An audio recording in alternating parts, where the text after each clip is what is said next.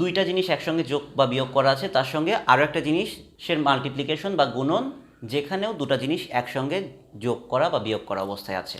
তাহলে first of all আমরা কোনো ভয় পাবো না, আমরা আগের মতোই করব। এই জিনিসটাকে একটু ছড়িয়ে লিখব, 2a মাইনাস 3b।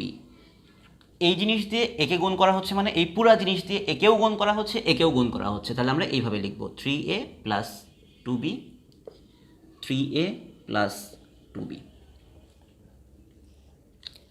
তো এই কাজটা তোমরা তো এর আগেই অনেকবার করেছো। এটা মানে কি, 2a into 3a plus 2a into 2b, এই কাজটাও তো তোমরা আগে করেছো, 3b ইন্টু 3a। এবং তুমি কি করছো, এই যে মাইনাস 3b এইটা যে প্লাস 2bকে গুণ করছো, তাহলে minus 3b into 2b, exactly আগের মতোই, কিন্তু এখানে স্টেপটা বেড়ে গিয়েছে।